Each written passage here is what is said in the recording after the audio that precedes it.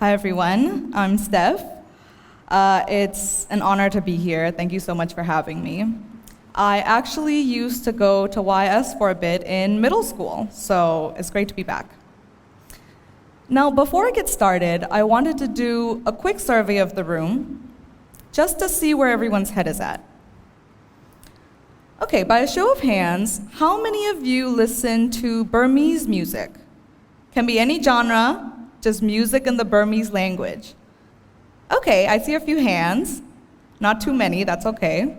Okay, thank you. You can put your hands down now. All right, next question. What about English music? Any English music listeners? Can be any genre, again, just music in the English language. Okay, so that is a lot more of you. I would say the majority of the room. Now, with the survey that I just did, it wouldn't make much sense for me to make a music streaming app with only Burmese music on it, right? It wouldn't make too much sense, and it probably wouldn't be too successful. Well, that's actually exactly what me and my brother did. About 8 months ago, we started a music streaming app called Flow, and it only has Burmese music on it. So I wanted to share with you all today our journey and how we got there. So after college, I had the privilege to start working at our family business. We do music distribution, so basically putting music up online. Me, being an international student, just like most of you, I was also listening to a lot of English music, and I was doing so on apps like Spotify or YouTube. So naturally, I thought, okay, that's probably what everyone else in the country must be doing too, right? So that's what I wanted to do. I wanted to get Burmese music and start putting them up onto these international platforms. So with the proper licensing, that's what we did. But the response that we were getting was quite underwhelming. The engagement wasn't as strong as I thought it would be. I was confused. I thought to myself, why wasn't the community responding in the way that I thought they would? Well, to our surprise, 85% of the Burmese population only listen to Burmese music. Now, this is quite a different statistics from the survey that I just did at the beginning of this talk as well, right? And not only that, how people listen to music was also vastly different.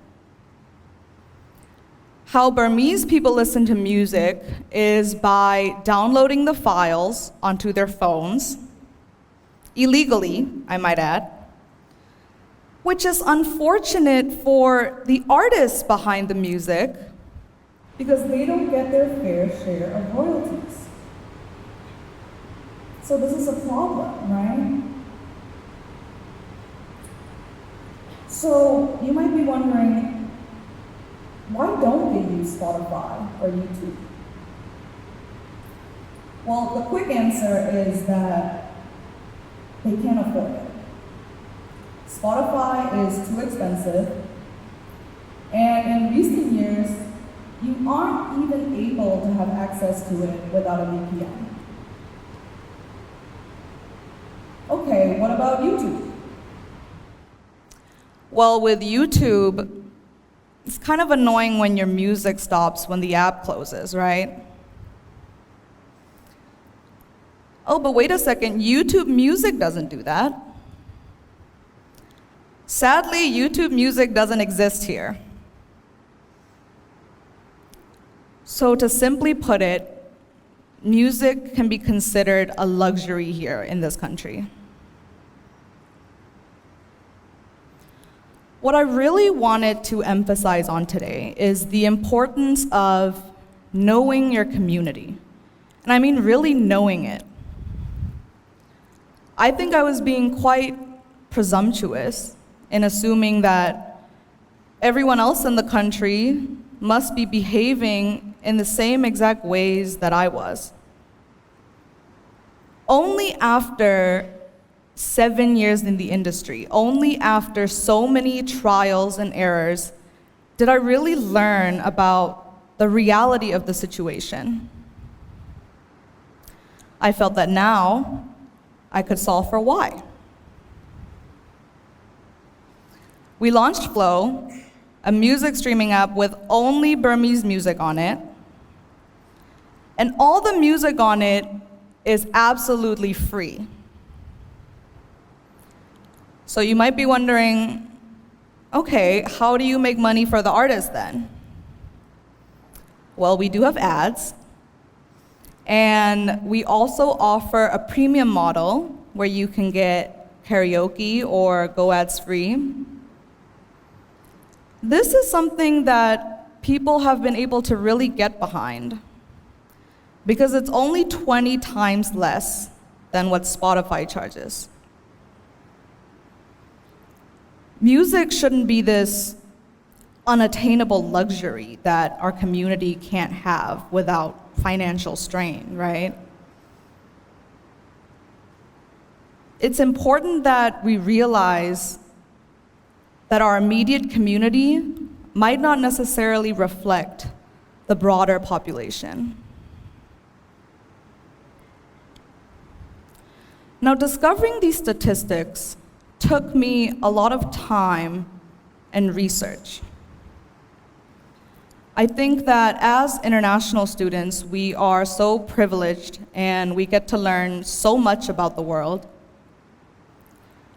But I think that the classes that were most beneficial to me were classes like community service, microloans, classes that took me outside of the classroom and enabled me to interact with people from the outside world.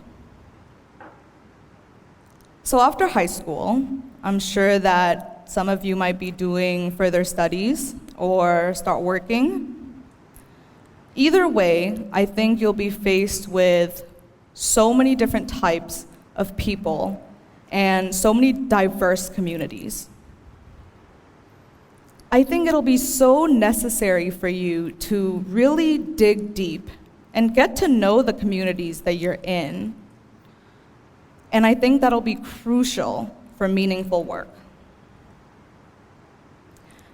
I also believe that it'll give you the most fulfillment.